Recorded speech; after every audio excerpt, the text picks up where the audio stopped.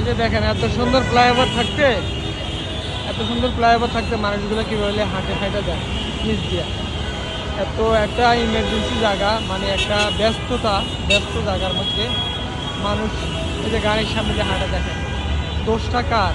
এই যে এদিকে এই যে আছে ওভারব্রিজ, মেট্রো রেলের ওভারব্রিজ, এত সুন্দর ওভারব্রিজ থাকতে মানুষগুলো রাস্তাতে পায়ে হেঁটে যায়। গাড়ির সামনে গাড়ি থামাইয়া যাবে, এই যে এই পাশে ওভারব্রিজ আছে, এত সুন্দর ওভারব্রিজ থাকতে মানুষ দেখেন কীভাবে হাঁটে, মানে গাড়ি কীভাবে চালাবে, গাড়ির ড্রাইভাররা মানে বেদিশ হয়ে যায় এদের ইয়ে থেকে আলামত থেকে। এটা হচ্ছে ঢাকা পান্থপথ, সোনারগাঁ হোটেলের সামনে। এই যে পান্থপথ বুঝছেন, এই যে আপনার এই যে দেখেন কত সুন্দর ওভারব্রিজ, দুই দিক করে দিচ্ছে। এই যে এদিকে আরেকটা আছে, এই যে এটা হচ্ছে মেট্রো রেল,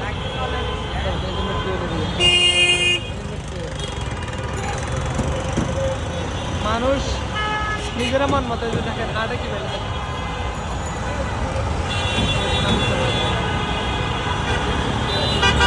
গাড়ির ভিতর দিয়া গাড়ি কিভাবে চালাবে যদি মানুষ হাঁটে?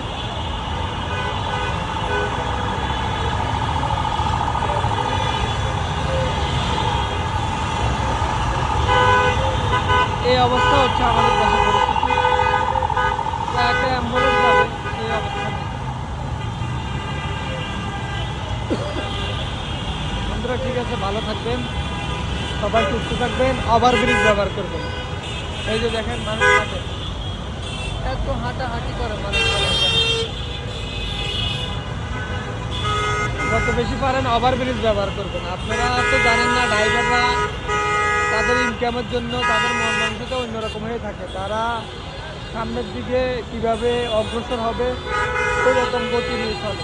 কিন্তু আপনারা তো আপনাদের মন মানসিকতা চলেন যে আপনি রাস্তা পারাপার হবেন, আপনি হাত উড়াইতেছেন, ওর মানে দূরত্ব কিভাবে বজায় রাখবেন, ও কিভাবে আপনাকে ফিরাইবে, ওকে ফিরাবে, এরকম মানে ইয়ে নাই, অনেক সময় ডাইরেক্ট মাইরা দেন। এটা আমরা দেখতেছি। আপনারা ওভারব্রিজ ব্যবহার করবেন, এভাবে রাস্তায় হাঁটা চলাফেরা করবেন না বন্ধুরা।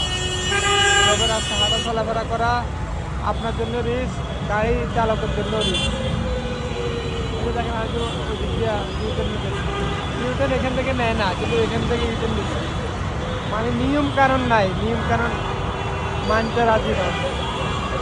এখান থেকে কোনো ইউটার্ন নাই, ওই দিক থেকে গোল চক্কর ঘুরে আসবে, কথা বলছে, ওই দিক থেকে গোল চক্কর ঘুরে আসবে, ইউটার্ন নিতে। ঠিক আছে, ভালো থাকবেন, আল্লাহ হাফেজ।